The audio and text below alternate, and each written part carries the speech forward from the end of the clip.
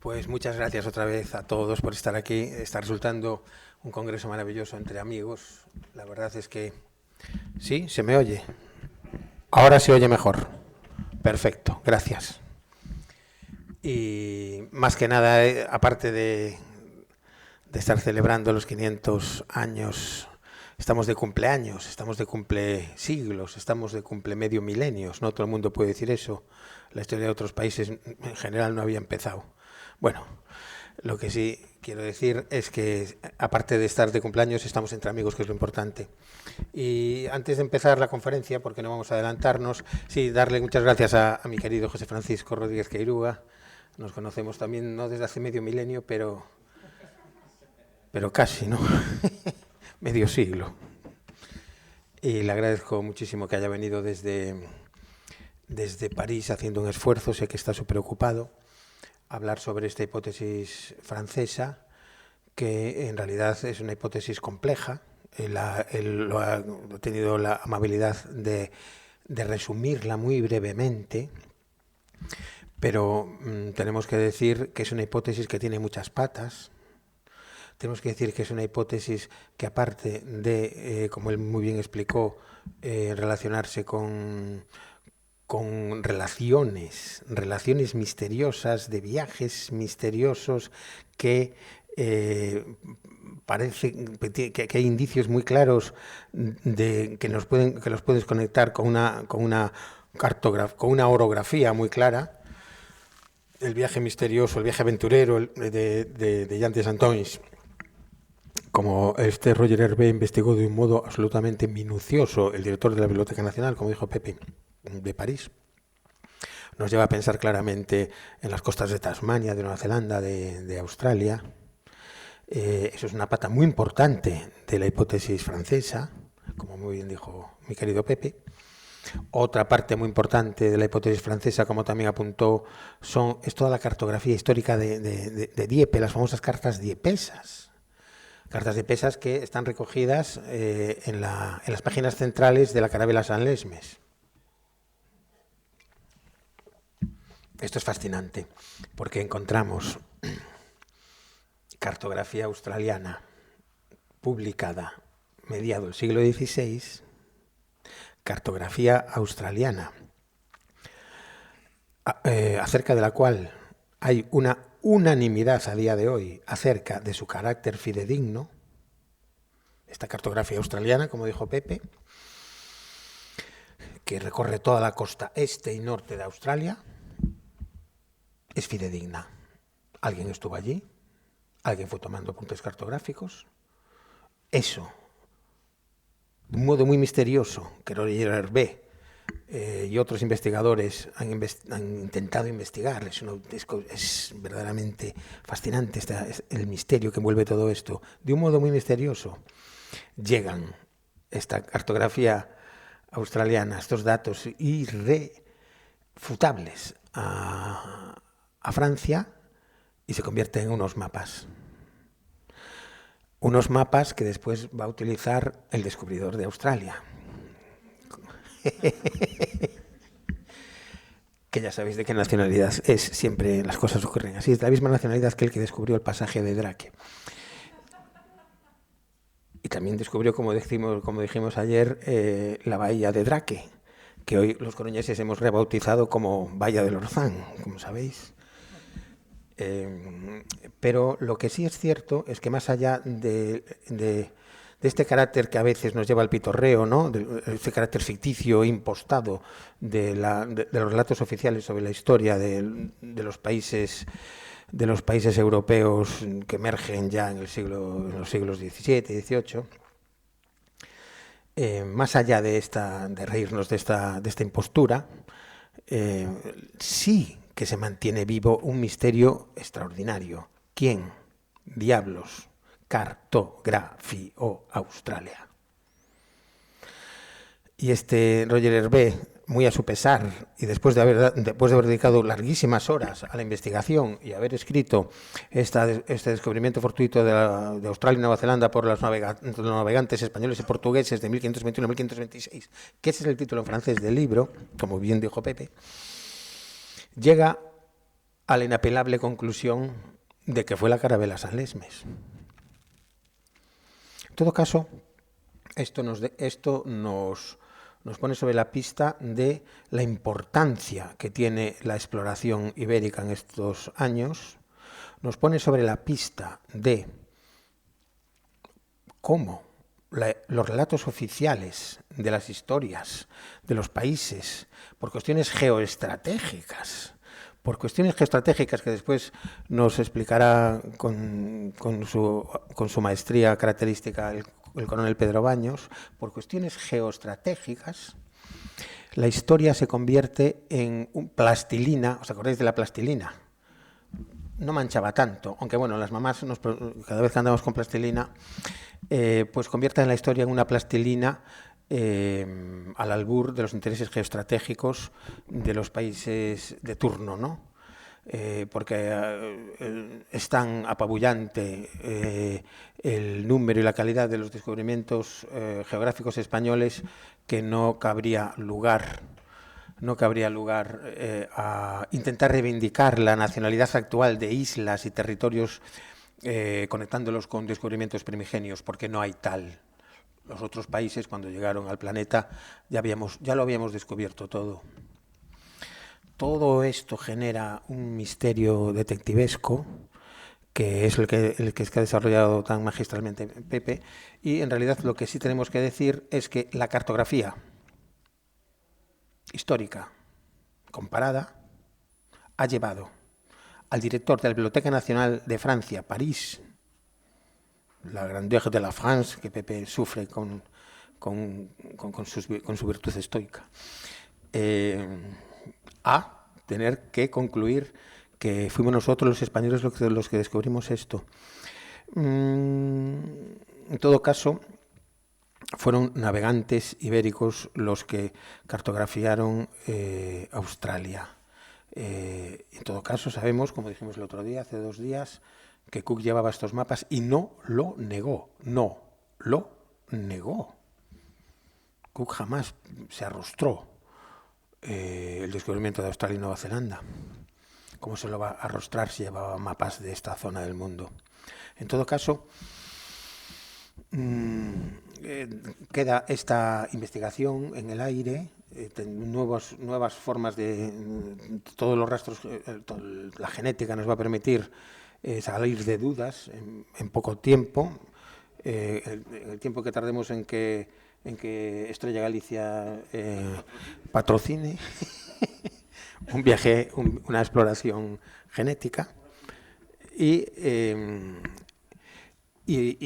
vemos que no solamente los grandes indicios y las grandes argumentaciones basadas, como vamos a ver ahora mismo, en la antropología general, nos llevan a la inapelable conclusión de que la San Lesmes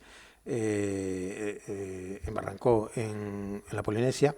Vemos que la cartografía histórica comparada, utilizando indicios totalmente distintos por personas de distintas nacionalidades y desconectadas entre sí, nos llevan a la misma conclusión. La conclusión de Roger Herbey, la hipótesis francesa, y la hipótesis que ya nace, como vamos a ver ahora, en el siglo XVIII y por distintos autores, no son incompatibles.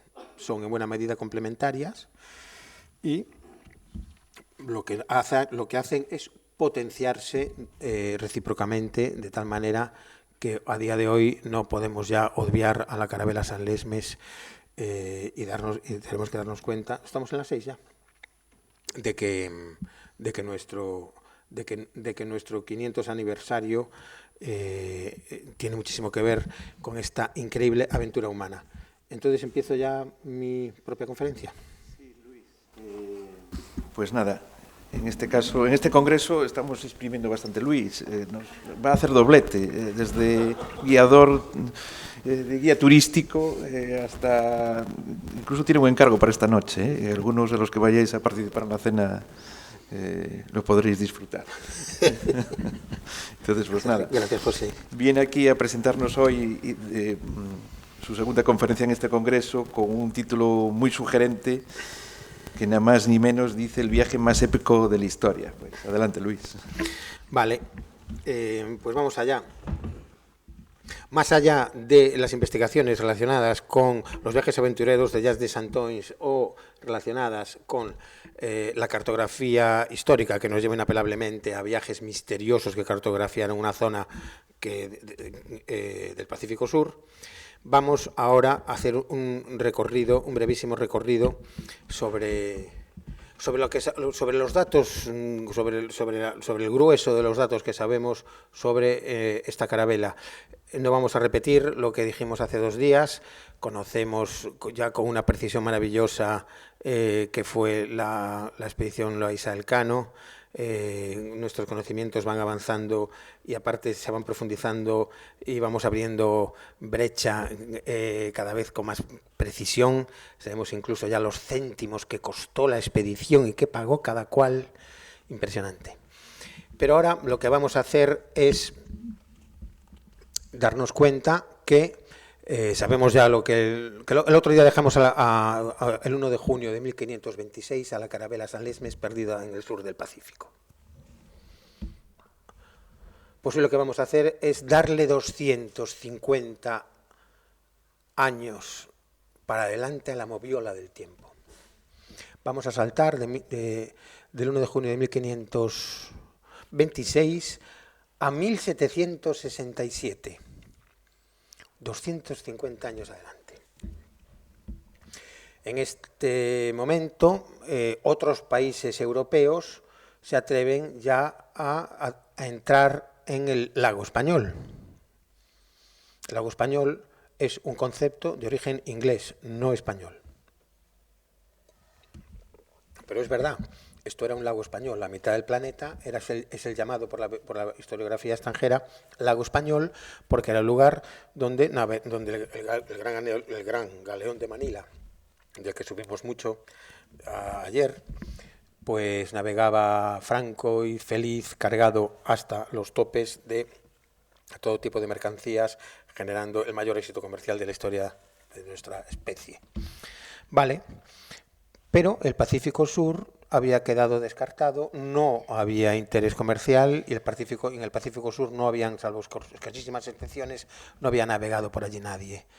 Hubo intentos de llegar hasta por el Pacífico Sur a descubrir las islas Salomón, las islas de las grandes riquezas, que recojo con detalle en la carabela San Lesmes. Fue una pena terrible que en la segunda expedición de Mendaña no hubiese navegado un poquito más al sur, porque entonces hubiésemos descubierto Australia en la segunda mitad del siglo XVI y en Australia quedarían australianos que hablarían español.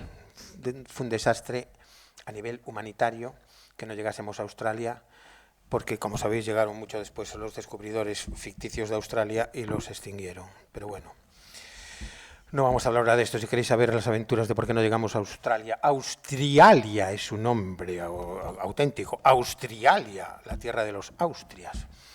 Si queremos saber más sobre esto, pues podemos investigar o leer brevemente lo que pues es el propio libro al que me refiero. Pero bueno, después de esta expedición, digo que salvo escasísimos viajes, como el que llevó a Luis Vaz de Torres a descubrir Australia de un modo fidedigno, del que tenemos datos, y a dormir por primera vez en tierras australianas, y, como dije el otro día, a cenar allí a Luis Vaz de Torres y a llegar a Manila con la información de que existía una gigantesca tierra en el sur, al sur de Nueva Guinea. Todo esto, por todas maneras, Australia se convirtió en un secreto durante muchos siglos. Gracias a Dios, así pudieron vivir tranquilos los australianos. Pero bueno, estamos diciendo que a la altura de 1767 otros europeos entran en el Pacífico, en el sur del Pacífico, y Wallis descubre por casualidad Tahití. Descubre Tahití y se quedan. Y es el primero que lanza en esta expedición, son los primeros que lanzan la hipótesis de que ahí tuvo que naufragar un barco europeo en otros tiempos. Los primeros que llegan allí ya lanzan esa hipótesis. ¿Por qué? Porque a diferencia de otros indígenas que habían encontrado en su viaje, los europeos que encuentran en Tahití, o sea, en lo que es la Polinesia, el sur del Pacífico, parecen europeos. Parecen europeos porque tienen técnicas de pesca que son iguales que las europeas, redes iguales que las europeas, herramientas para construir barcos iguales que los europeos. Y sobre todo, tienen cara de europeos. Esto lo dice Wallis, pero poco después lo dice la siguiente expedición, la expedición de Byron, que llega hasta ahí, vuelve a decir lo mismo. Lo más sorprendente de las expediciones sucesivas que van llegando en esta década de los 60 del siglo XVIII es que todos se quedan estupefactos ante lo mismo. Esto es súper significativo. Todos se quedan estupefactos ante lo mismo. Se quedan estupefactos, por ejemplo, al contemplar las azuelas de carpintero. Dicen que estas azuelas de carpintero son igual que las inglesas. Igual que las inglesas, en vez de tener un trozo de hierro, tienen madreperla, pero son iguales que las inglesas. Las amuras de los barcos lo son, y las personas lo son. En esta ya expedición de Byron encontramos a Robertson, que va uno de los expedicionarios, que ya va a lanzar una primera teoría compleja sobre este asunto. Dice que ahí tuvo que naufragar un barco español en otros tiempos y que la sangre europea de este barco lo que hizo fue integrarse en toda la piscina genética del Pacífico Sur, y que los que tienen esta sangre española son las clases dominantes de las islas. Y se sorprende muchísimo de que compartan cultura personas de diferentes razas. Porque tenemos que las clases dominantes, y esto ya lo dice Robertson, de la expedición de Byron, las clases dominantes son europeas y van vestidas, y después las otras clases pues van prácticamente desnudas, pero todos comparten la misma cultura. Muy poco después, poquísimo después, llega la gran expedición de Bougainville. Llegan los franceses, por fin, y los franceses van darle la vuelta al mundo solamente 247 años después que Elcano. Bougainville se queda estupefacto. Se queda estupefacto en Tahití, se queda estupefacto en la isla que va a llamar la Citerea, la isla de Venus. Bougainville también defiende que en esa isla está preñada de sangre española, pero lo que nos interesa es que el botánico de la expedición, Philip Commerson, va a darle todavía un cuerpo mucho más potente a esta teoría. Philip Commerson, como científico, escribe ya con precisión lo que él considera algo inapelable. Y es que ahí tuvo que naufragar un barco español en los primeros tiempos de la exploración. No se puede explicar cómo en esa isla hay personas de etnias totalmente distintas. Nos encontramos con que los europeos son 10 veces... Los europeos puros según Commerson, son 10 veces menos numerosos que los mestizos. Y que los mestizos son 10 veces menos numerosos que los mongoloides de Eurasia, que son los más, que encontramos estas proporciones, pero que hay una gradación entre las distintas etnias que confluyen. Commerson es el primero que hace una lista científica de todos los rasgos culturales que te llevan de un modo inapelable a la conclusión de que un barco español tuvo que naufragar ahí en los primeros tiempos. No solo estamos hablando de genética, no solo estamos hablando de fenotipos, no solo estamos hablando de la apariencia de europeos, sino que da una lista Por ejemplo, la medicina de esas islas, en la medicina de esas islas hay sangrías. No me refiero a lo que nos queremos tomar cuando salga el sol, no. ¿Sabéis lo que eran las sangrías? Todos lo sabéis. Creo que lo sabéis todos.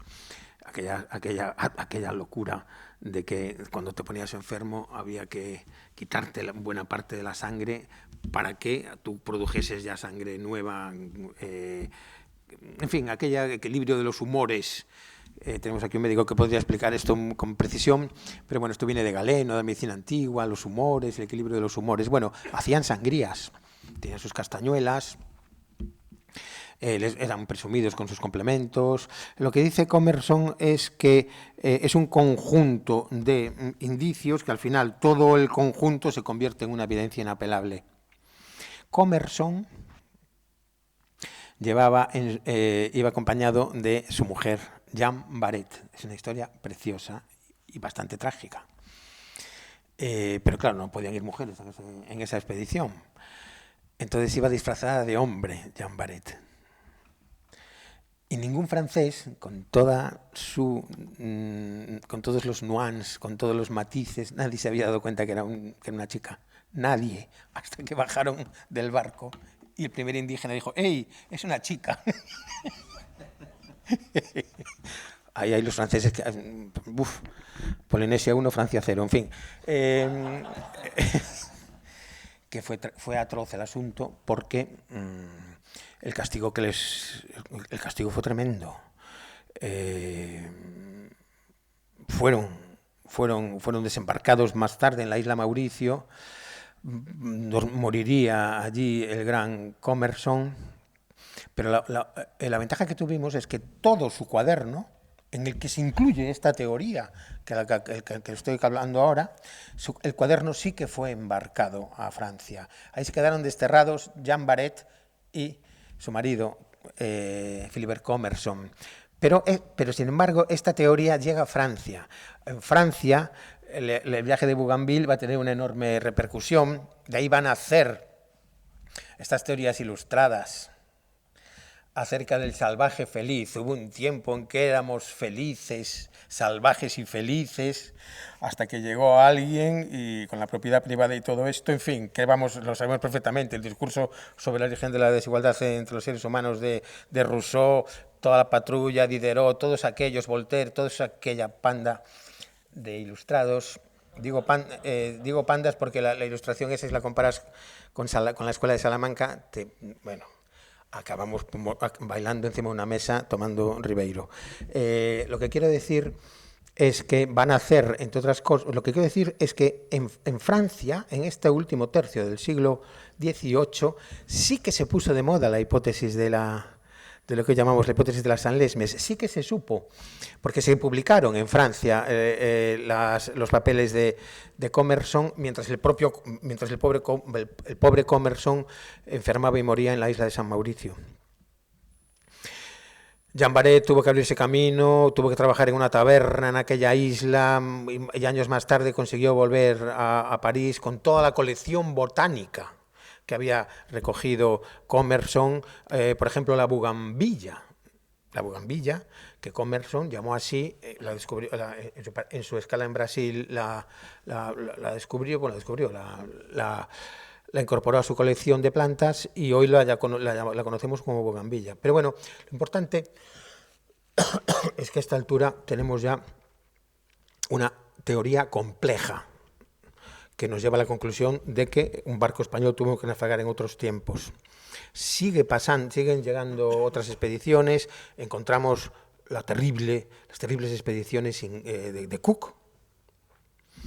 Bueno, estas expediciones tuvieron su parte horrorosa y su parte buena. Con la parte buena es que Cook pues también llevó importantes personas que escribieron al detalle lo que pasó.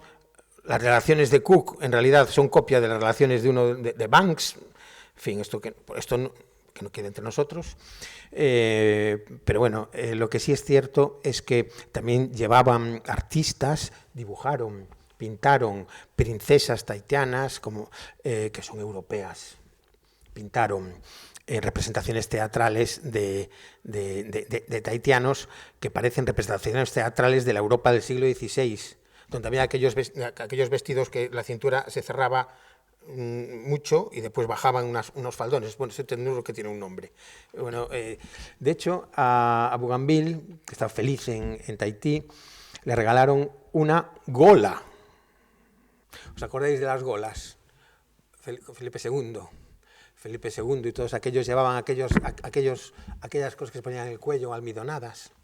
Les regalaron una gola y el propio Bougainville dijo: oh, esta gola es del tiempo de Francisco I. Francisco I, acabamos de hablar de él, ¿no? Francisco I, el rey prisionero. La verdad es que a quién se le ocurre soltarlo. Bueno, madre mía. No digo, lo digo solamente porque ¿cómo pudo pensar?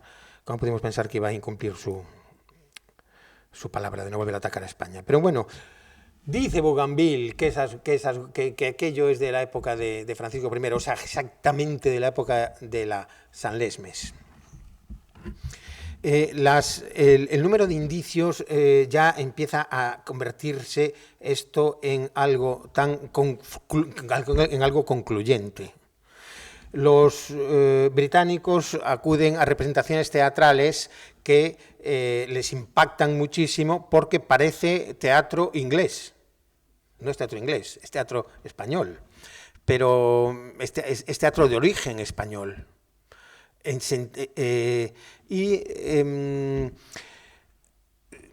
España se alarma con estas incursiones en su lago y decide tomar cartas en el asunto. El virrey Amat, barcelonés, gran catalán, por cierto. Los catalanes tuvieron una enorme, igual que los vascos, igual que los gallegos, o sea, en general todos los españoles, y los españoles de América, no os digo nada. Estas expediciones estaban fundamentalmente tripuladas por personas, las españolas, que es lo que voy a hablar ahora, estaban en su inmensa mayoría tripuladas por españoles nacidos en América.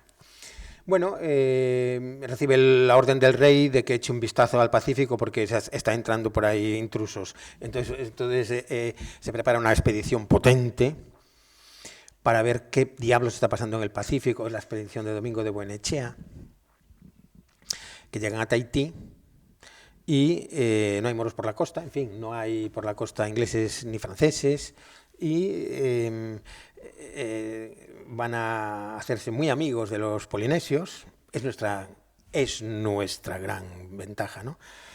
Tenemos esa apertura empática con otras civilizaciones, con otras personas, y aparte España estaba en pleno apogeo de su imperio integrador. Por tanto, ¿qué es lo que quieren?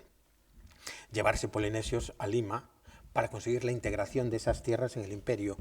Y efectivamente, esta deliciosa expedición de Buenechea, de que conservamos unas relaciones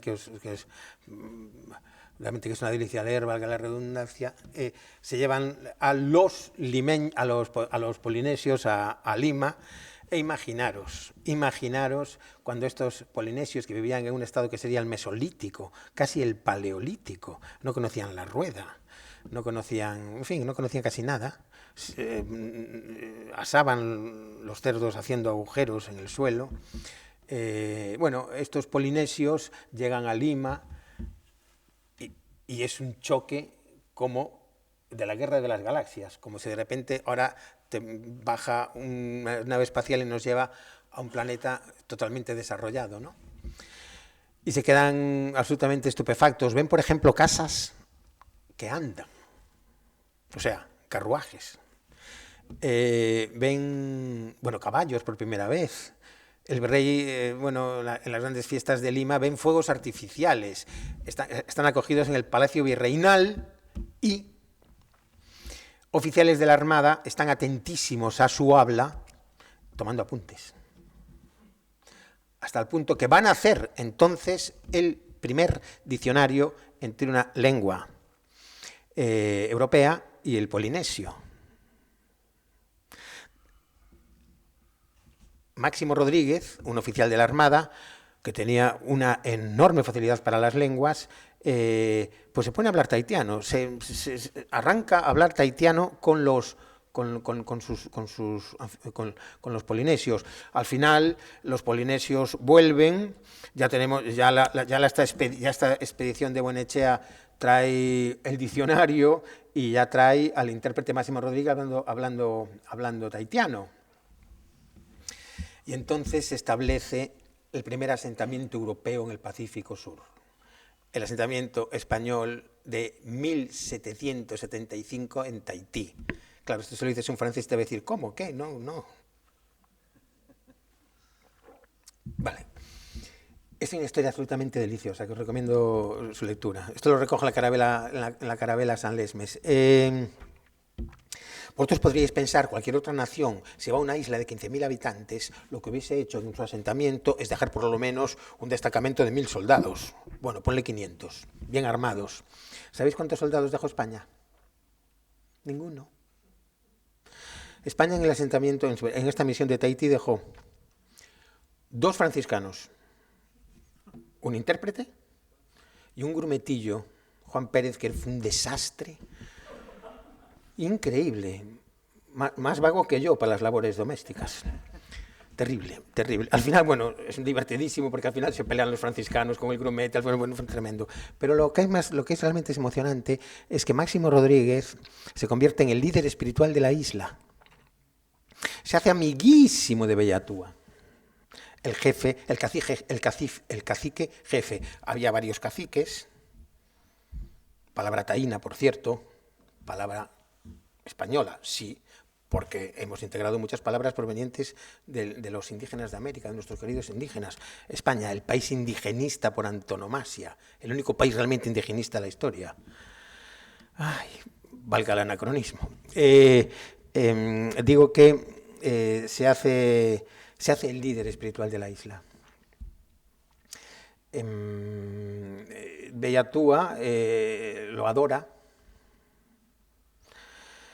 Y entonces es cuando en este viaje es cuando vamos a tener los europeos, los españoles, vamos a tener una información súper profunda de la Polinesia, que va a refrendar de un modo definitivo la hipótesis de la San Lesmes. Bellatúa, por ejemplo, era rubito. Bellatúa era europeo. El porcentaje de europeos vemos exactamente cómo vivían. Y además descubrimos muchísimas costumbres. Por ejemplo, eran cristianos. Pero en vez de repartir pan, repartían para un remedio de Eucaristía, repartían trocitos de cerdo que asaban haciendo agujeros en el suelo, poniendo piedras en el suelo. El fuego sí que lo descubrían. Era delicioso porque tenían una religión que después se metían en el agua, tenían siempre baños rituales. Claro, con el agua a 25, 30 grados, cualquiera tiene, bueno, todos los días al anochecer se daban un baño. La verdad es que ganas de irse allí no se puede hacer por estas zonas. Pero bueno, en todo caso, descubrimos infinidad de costumbres. Por ejemplo, eran unos glotones, hacían unas fiestas que yo creo, puedo decir que superan a los tremendos fiestones gastronómicos que hacemos en toda España. Incluso tenían una fiesta que se pasaban un mes cebándose los mozos hasta que no cabían en ninguna parte y después los disfrazaban, jugaban con ellos, en fin, era una fiesta ritual, pero un mes papando, bueno, increíble. Descubrimos un montón de costumbres que ya retratan verdaderamente una sociedad hispano-polinesia que lleva viviendo ahí siglos. Bellatúa acaba poniéndose enfermo. Claro, la Bellatúa al ponerse enfermo verdaderamente necesita los servicios de la botica de la misión española. Y entonces los franciscanos, utilizando los avances de la medicina de la segunda mitad del siglo XVIII, curan a Bellatúa. De repente Bellatúa mejora, Bellatúa sale ya mejorado. Entonces hacen una fiesta tan terrible que vienen los 15.000 de la isla a hacer una comilona. Bellatúa era el más comilón de todos, se vuelve a poner enfermísimo. increíble. O sea, parece que fuese, no sé si de la zona de Carballo o de la zona de Aranda del Duero, pero en todo caso las comilonas eran absolutamente espantosas. Bellátúa, entonces, le ocurría una cosa terrible, y esto ya entramos en la sutileza de la información incomparable que los españoles conseguimos en Tahití en 1775. A Bellátúa le ocurría algo terrible, y es que cuando oía cañonazos, cuando oía armas de fuego, esto había pasado en las maniobras navales de Buenechea, a veces los barcos para sincronizarse disparan, etc. Bellátúa sufría ataques de nervios increíbles, se volvía loco, se oía un disparo. De hecho, los españoles sabían que los indígenas ante un disparo se sorprendían, pero volverse locos y estar minutos, como dice la relación, minutos como si estuviese vuelto loco. Al final, Pautú, hermano de Bellátúa, le cuenta a Máximo Rodríguez por qué Bellátúa se volvía loco cuando oía un disparo. ¿Por qué era?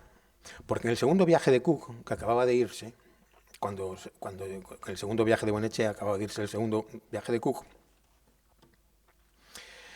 ocurrió algo atroz.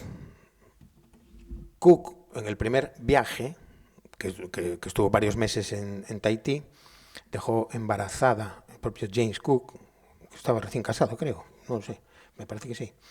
Dejó embarazada a una polinesia, y en el segundo viaje tuvo tiempo para darse cuenta que la había dejado embarazada. O sea, que la tuvo que dejar embarazada muy pronto. Estuvo 4 meses. En el segundo viaje fue a buscar a su hijo. Los tahitianos lo habían matado. Estos viajes ingleses eran disimulados como si fuesen viajes astronómicos, en fin, pero en realidad eran viajes para ir tomando posesión y control sobre este territorio. En Point Venus montaron un campamento en el norte de la isla, y mira que era muy fácil tener acceso carnal a las Polinesias, puesto que estaban completamente abiertos a esto, ¿no? Nosotros totalmente distinto que nosotros. Pero aún así, lo que ocurrió es que en este segundo viaje de Cook, la marinería empezó a capturar mujeres para violarlas. Y entonces Bellátúa reunió todos los caciques secundarios, era el cacique jefe de la isla, para acabar con los invasores. Pero esto es horrible de contar. Tenían una casa prefabricada, los ingleses estaba erizada de artillería menor, de mosquetería, y aparte tenían su barco cargado con cañones cebados de metralla. Y cuando se lanzó el gran ataque tahitiano de Bellátúa, hubo una carnicería atroz en la isla. Atroz. De tal manera que quedaron cuerpos esparcidos por todas partes y los tahitianos no pudieron defender el honor de sus mujeres. Y Bellátúa se quedó completamente traumatizado. Y Cook se creyó que lo que pasaba en Tahití se quedaba en Tahití. Pero hoy no se queda en Tahití.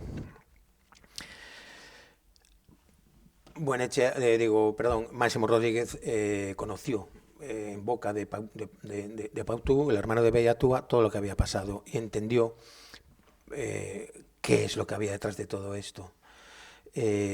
Máximo Rodríguez le ofreció a Bellátúa la protección de España contra el inglés, aunque Bellátúa le dijo: nos van a matar a todos. Y le regaló a Máximo Rodríguez el objeto más valioso de todo el Pacífico Sur, el humete. Es un cuenco, yo lo he visto. Está en el Museo de Antropología de Madrid, aunque no está expuesto, aunque os parezca increíble. es un humete de dolerita negra, o sea, es un cuenco alargado que tiene 4 patas, que era el objeto de los sacrificios rituales en Tahití. Había otros humetes de madera, pero este era el único de dolerita. Una piedra tan dura que es imposible de ser tallada si no es con metal. Bellatua le regala a Máximo Rodríguez el humete para que Máximo Rodríguez se lo dé a Carlos III, para que Carlos III los defienda contra los ingleses.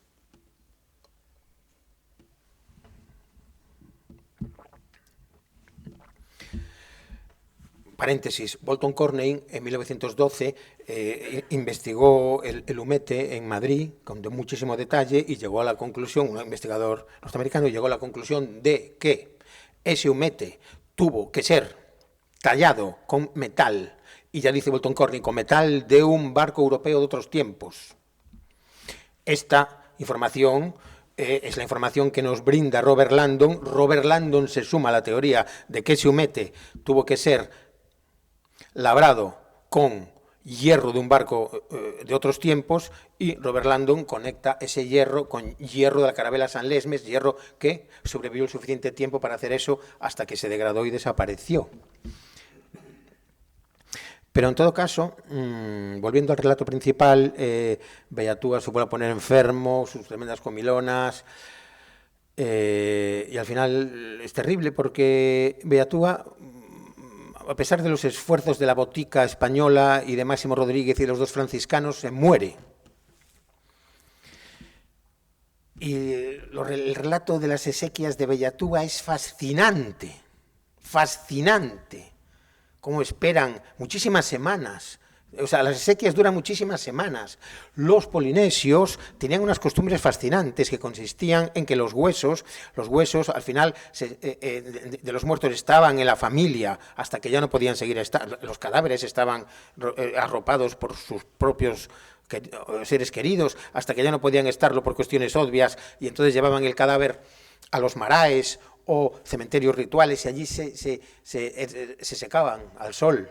Y cuando los huesos ya estaban secos, volvían a las casas y vivían ya para siempre junto a sus hijos, a sus nietos, a sus sobrinos. Yo desde luego quiero acabar así. Lo que pasa, a ver si lo conseguimos. Creo que tenemos ahora una serie de problemas de la tonta sanidad esta de la época. Vale, Bellatua se muere y entonces esa sociedad de Bellatua se muere.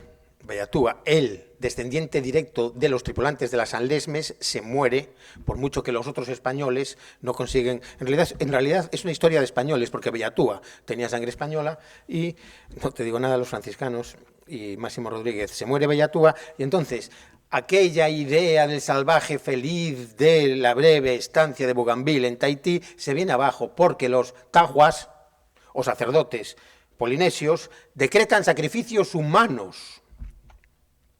Lo estoy contando mal. Bellatua se pone muy grave y entonces los tahuas decretan sacrificios humanos para salvar su vida.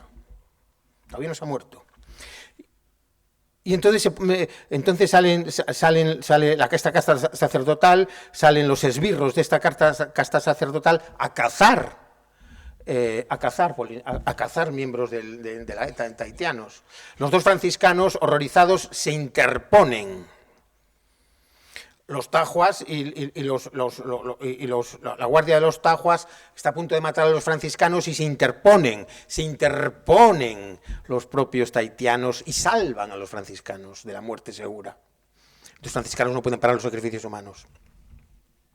Y tenemos unas escenas espeluznantes recogidas en las relaciones que se han conservado y que a su vez reproduzco en la carabela San Lesmes. De repente los esbirros de los tajos salen corriendo para cazar al más lento. Y un joven, un niño, se va quedando atrás y cogen al niño. Entonces su padre, que ve cómo se queda atrás, se gira e intenta salvar a su hijo, y acaban los dos muertos y colgados en palos, y los llevan a al sacrificio. Estos relatos son espeluznantes y allí pues allí los sacrifican a los dioses. Mataron a bastantes tahitianos. Por tanto, entre paréntesis, aquellos relatos del salvaje feliz que incendiaron la imaginación de los ilustrados y que a su vez crearon después en antropólogos de siglos siguientes la idea de los salvajes felices, por favor, olvidároslos. ¿Eran felices? Sí, pero cuando el jefe se ponía enfermo, hacían sacrificios humanos cazando a las clases bajas, cazando a los que, sí, para salvarlo. O sea, que imaginaros hasta qué punto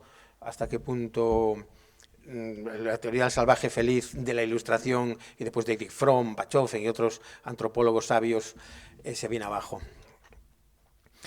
Una vez después de las exequias de Bellatúa, después del regalo del Umete, al final vienen los españoles a buscarlos. España no está para muchos trotes. Se levanta el asentamiento en Tahití.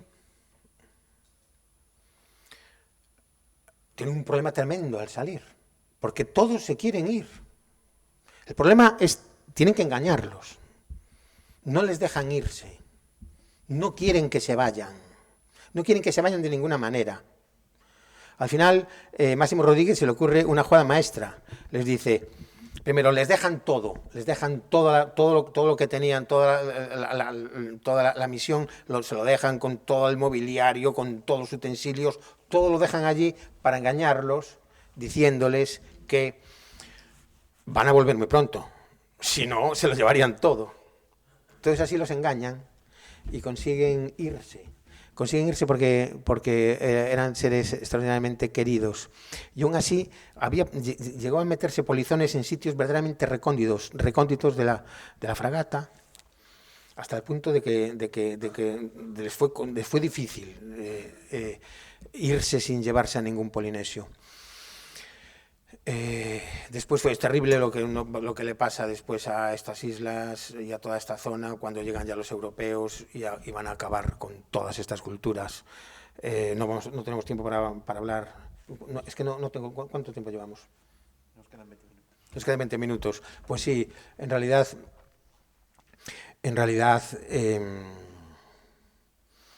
los españoles nos vamos de ahí. Al final van a ir llegando otros países. Inglaterra va a hacer una cárcel, una estructura penitenciaria en Australia. Eso va a ser el principio del fin de todas aquellas personas. Porque Cook se le ocurre declarar. Bueno, lo que tenemos que decir antes de hablar de esto es que los relatos de la expedición de Buenechea y después de Gallangos, estos relatos nos dan una información ya absolutamente apabullante sobre el carácter europeo de de una parte de estos indígenas. Tahití, ¿cómo va a acabar? Bueno, pues cuando se establece la penitenciaría en Australia, empiezan a llegar reos a Australia, barcos británicos empiezan a llevarse toda la industria, sobre todo de cerdos pequeños que comían asados, le cambian a los tahitianos. ¿Sabéis qué le dan a cambio de los cerdos? Que se empiezan a llevarse cerdos, pero en masa, para alimentar a la penitenciaría australiana. Y estos barcos, por un lado, van a traer enfermedades venéreas que van a acabar con los tahitianos, y por otro lado, hace falta ser, no sé, hace falta no tener mucha... Bueno, lo que les dan son armas, le cambian por los cerdos armas. Estos indígenas no tenían nada de pacíficos, siempre estaban peleando unos con otros.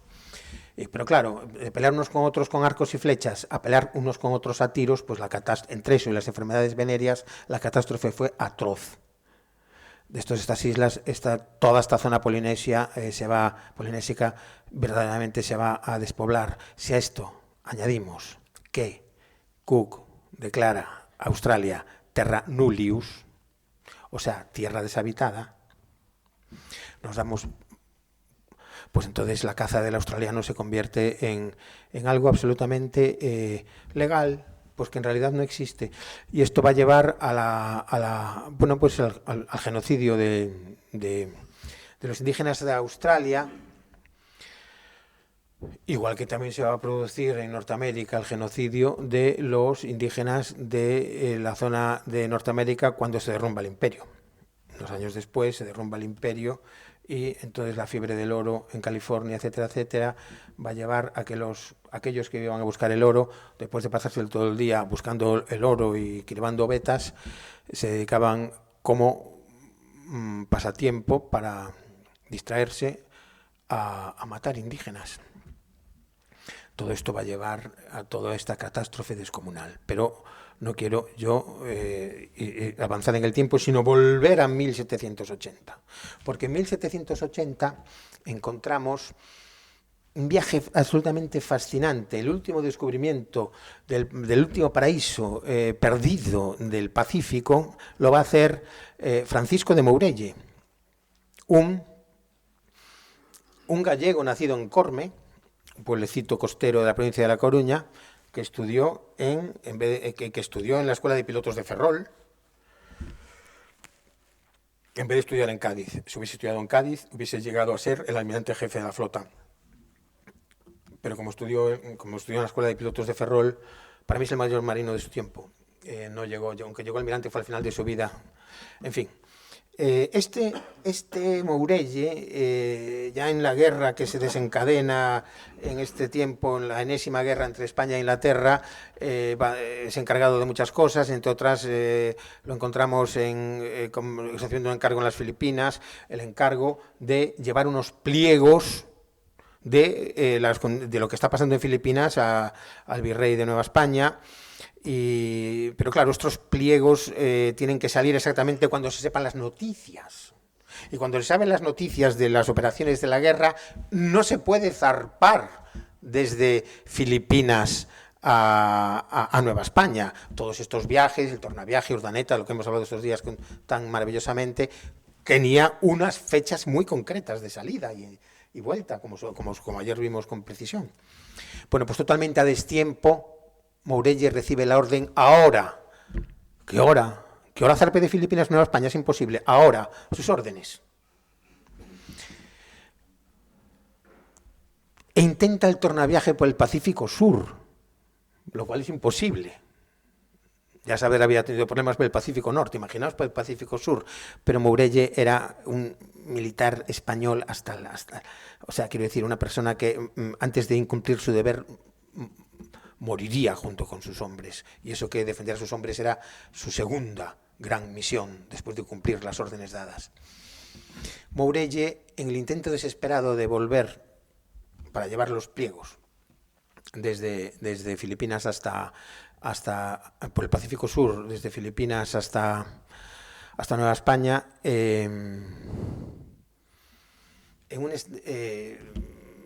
mientras espera en Filipinas la llegada de los pliegos, sufre una infestación de su barco por cucarachas carnívoras gigantes filipinas. Sí, tú te ríes. Ya, tú te ríes, ya. Solamente, suelto aquí una cucaracha y esto se vacía en 10 segundos. Pues ahora imaginaros miles de cucarachas. Hasta el punto que las cucarachas se comían a la tripulación. Porque tienes que quedarte dormido. Cuando te quedabas dormido, las cucarachas se comían las partes blandas, la tripulación se despertaba ensangrentada. Las cucarachas perforaron los barriles de comida, incluso la dieta, los barriles de dieta para los enfermos.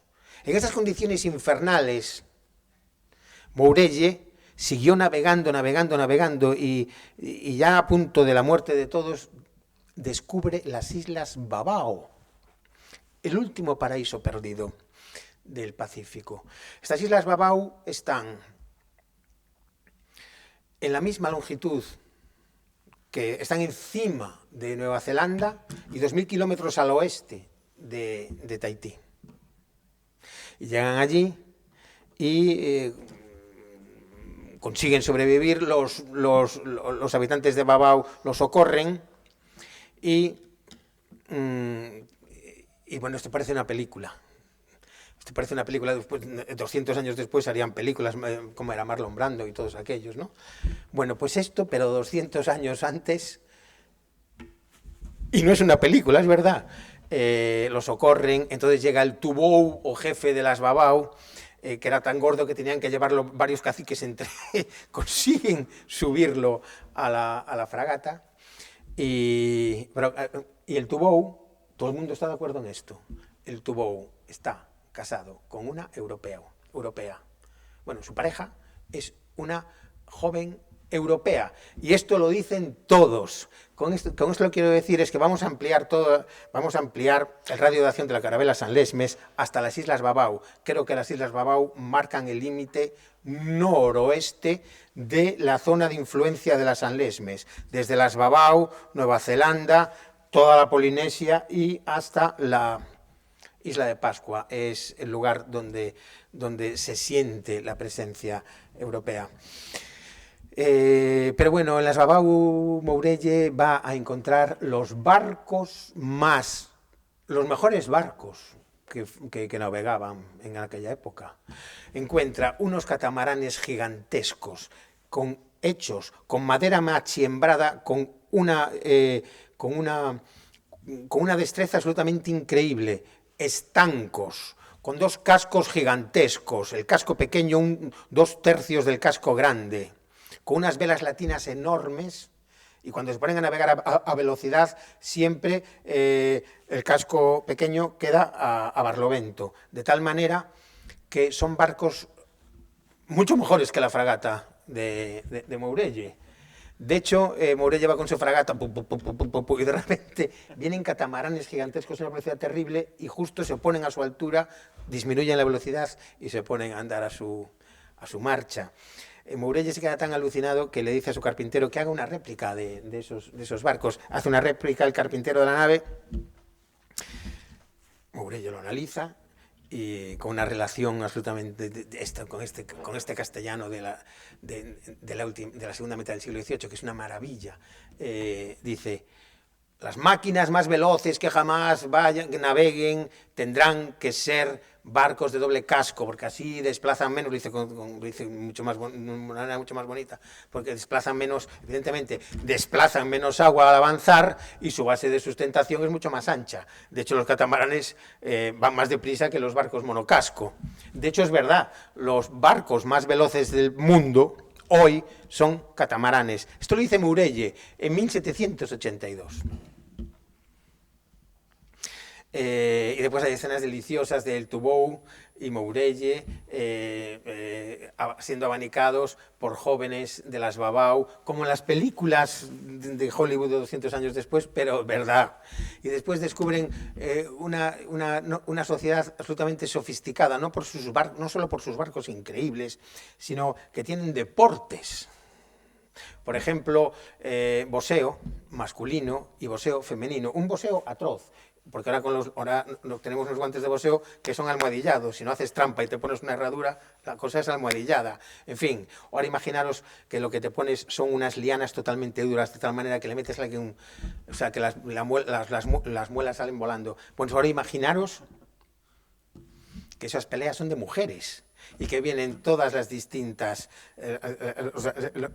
jurisdicciones de las Babau y hacen grandes competiciones.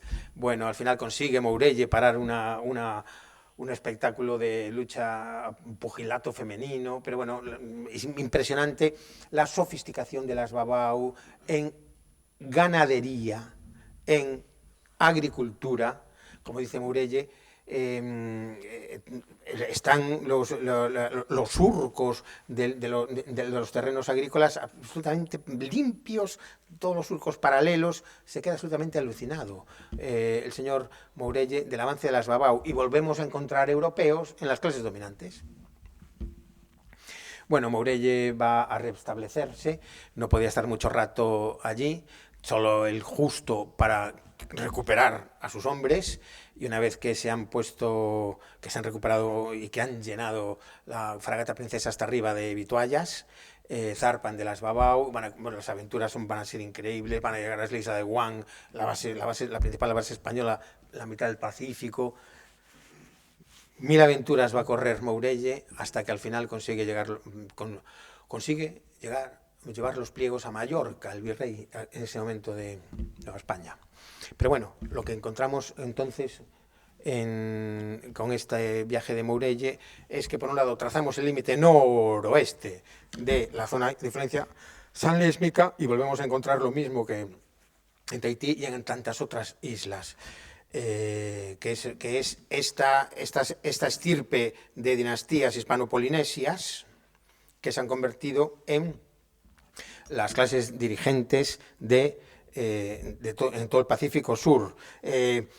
Para ir acabando, porque creo que tengo que ir acabando, hay muchísimo más que contar. Por ejemplo, los tripulantes de las Sanlesmes se convierten incluso en seres mitológicos.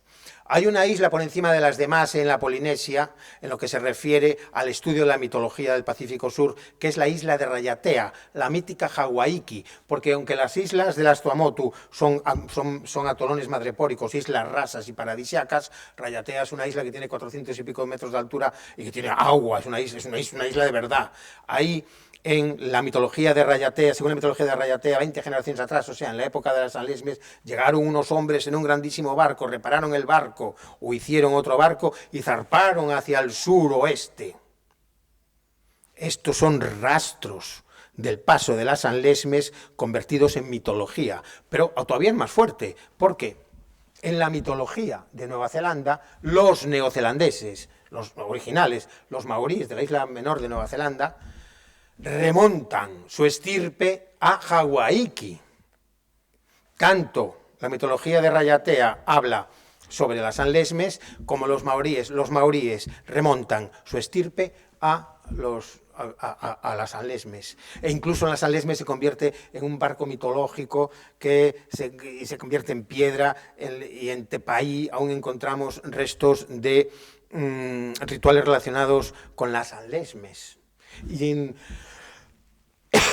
la isla menor de Nueva Zelanda encontramos rasgos caucásicos europeos insoslayables a día de hoy entre los maoríes. Esto llevó a mi amigo, el gran investigador Winston Covey, a escribir un libro, a dedicar años a investigar esto. O sea, su padre le había dicho a Winston, le dijo, pero papá, hay maoríes que parecen europeos, y el padre le dijo, aquí hay más historia de la que parece. Esto no empezó con los ingleses. Entonces Winston escribe un libro que se llama Nueva Zelanda, un rompecabezas histórico, en el que realmente pone sobre la mesa lo que estoy contando. Se vino a La Coruña porque quería ir a Aranga, porque él nació al lado de Aranga. Hay toponimia gallega en Nueva Zelanda, y efectivamente lo llevé a Aranga y estaba muy emocionado. Y quiero decir que la impronta dejada por las Sanlesmes y sus descendientes es absolutamente manifiesta. Podríamos pensar que la sangre caucásica se podría haber disuelto en la piscina genética del Pacífico, pero no es así, porque si tú tienes hijos con una Polinesia saldrán mestizos, pero si los mestizos tienen hijos entre sí, por las leyes de Mendel, uno saldrá mestizo, otro saldrá europeo y otro saldrá polinesio. Pero si los europeos se vuelven a unir entre sí, vuelven a salir europeos, y así se expande. Con la facilidad genética del genotipo europeo, se expande el fenotipo europeo. Se expande el genotipo europeo, perdón.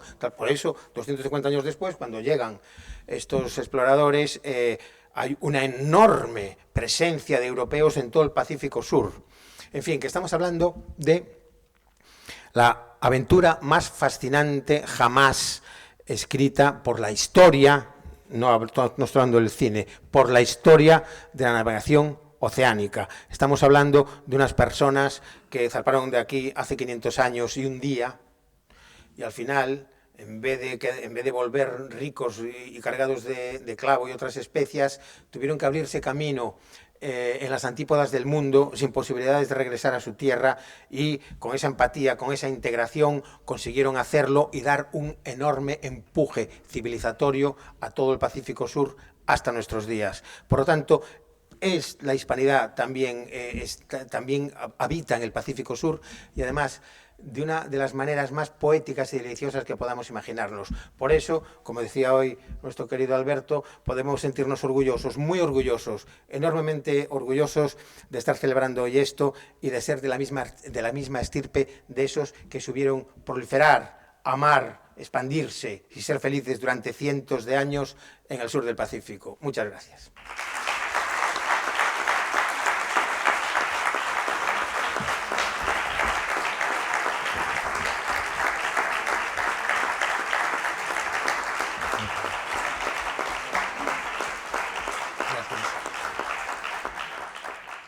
Darte las gracias y la enhorabuena porque cada una de tus conferencias es inmejorable y me sorprende todas y cada una de las que escucho porque siempre aprendo una cosa nueva. Pero me gustaría que nos hablaras de las consecuencias a nivel internacional, en escala mundial, ahora en el siglo XXI, del resultado positivo que pudiera contemplarse o dar una prueba de ADN, esa prueba genética, y de repente, después de ese estudio científico, se descubre y se confirma que los ancestros son españoles. O sea, estamos aquí celebrando una nueva era que va a ser la que tú vas a comenzar con esa investigación en la que te has empeñado y que seguro vas a conseguir, que es la búsqueda del ADN con ancestros españoles. Gracias. Pues muchas gracias, Paz. Sabes, estamos todos en el mismo barco y sabemos perfectamente que hay una gran inquietud en Nueva Zelanda, en Tahití y en la Polinesia por conocer sus orígenes españoles. Sabemos que al llegar allí no vamos a ser gente que llegue diciendo cosas raras, porque conocemos que hay muchas personas e incluso asociaciones culturales que están esperándonos. Y esto significaría pues que este hispanismo que vemos que resurge a través de la integración, pues podrá a su vez verterse en todo el Pacífico Sur y en ese sentido completaremos prácticamente nuestra influencia en todo, pues en casi toda la superficie del planeta. Creo que es